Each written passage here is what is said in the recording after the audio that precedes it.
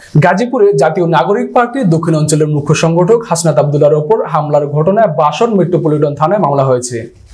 এখানে ভুল তথ্য দিয়ে গাজীপুর জেলা যুবদলের সাহিত্য বিষয়ক সম্পাদক মাজারুল ইসলাম মোল্লা ও বর্মি ডিগ্রি কলেজ শাখা ছাত্রদলের সাবেক সভাপতি শওকত মীরকে মামলায় জড়ানো হয়েছে বলে দাবি করেন স্থানীয় বিএনপি নেতাকর্মীরা।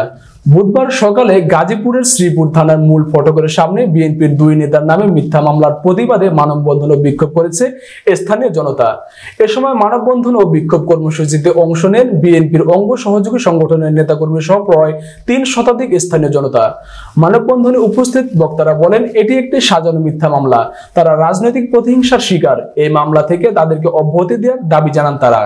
জানা যায়, গত রোববার সন্ধ্যায় গাজীপুর চান্দুনা চৌরাস্তা এলাকায় হাসনাত আব্দুল্লাহর গাড়ি বহরে হামলা করেছিল দুর্বৃত্তরা। ওই দিন সন্ধ্যায় শালনার কৃষি বিশ্ববিদ্যালয় এলাকায় একটি অনুষ্ঠান শেষে ঢাকায় ফিরেছিলেন এনসিপির দক্ষিণ অঞ্চলের মুখ্য সংগঠক হাসনাত আব্দুল্লাহ। চান্দনা চৌরাস্তা এলাকায় পৌঁছলে জ্যামে আটকে থাকা অবস্থায় 4 থেকে 5টি মোটরসাইকেল যোগে এসে তার গাড়িতে হামলা চালায় দুর্বৃত্তরা। এতে গাড়ির কাঁচ ভেঙে যায়, আহত হন হাসনাত। পরে পুলিশ পাহারায় তাকে ঢাকায় নিয়ে আসা হয়। যারা আছে তুলন সহ যারা ওই আন্দোলনে জড়িত ছিল তারা সবাই বলতে পারবে আমার সক্রিয় ভূমিকা ছিল।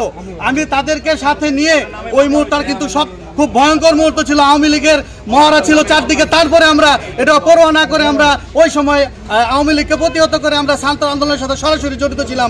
4 তারিখ নতুন একটি রাজনৈতিক দল এনসিপি, এই এনসিপি কর্তৃক বিএনপির আমাদের কিছু নেতাকর্মী সহযোগীদের বিরুদ্ধে মিথ্যা এবং উদ্দেশ্য প্রণোদিতভাবে মামলা দায়েরের প্রতিবাদে আজকে আমরা এখানে এই মানববন্ধনে সমবেত হয়েছি। এখানে আমাদের বাংলাদেশ জাতীয়তাবাদী দল বিএনপি, যুবদল, ছাত্রদল এবং বিভিন্ন অঙ্গ সহযোগী সংগঠনের নেতাকর্মীরা আজকে মানববন্ধনে উপস্থিত রয়েছেন। ফ্যাসিস্ট সরকারের আমলে বহু হামলা শিকার হয়েছি আমরা। গত 27শে এপ্রিল এই যে এখানে এমদাদ আছে আমার সাথে, বর্মি আওয়ামী লীগ পুরার আসামি, আমি এখানে আরও অনেক আসামি আছে, সম্রাট আছে, এখানে অনেক আমরা আমাদের সাথে যে আওয়ামী লীগ ফ্যাসিস্ট সরকারের অনেক মামলা খেয়েছি, অনেক জেল খেটেছি।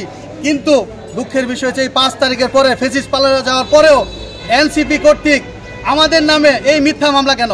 আমরা প্রশাসনের মাধ্যমে এটা জোর দাবি জানাচ্ছি, সুষ্ঠু তদন্ত সাপেক্ষে মূল আসামিদেরকে ধরে আমাদেরকে এই মামলা থেকে নিষ্কৃতি দেওয়ার জন্য, এবং তারা এই মামলা বাণিজ্যের সাথে জড়িত আপনাদের মাধ্যমে আমরা এটা উদ্ঘাটন চাই। আজকে এই দিনে এদের উপরে আবার একটা কুচক্রী মহল আমাদের দলের ভাবমূর্তি ক্ষুণ্ণ করার জন্য এবং আমাদের নেতাকর্মীদেরকে বিভিন্নভাবে হয়রানি করার জন্য এবং তারা মামলার বাণিজ্য করার জন্য এই নেতাকর্মীদের বিরুদ্ধে একটি মিথ্যা মামলা করছে এবং মামলা আমরা অতিবিলম্বে প্রত্যাহার চাই।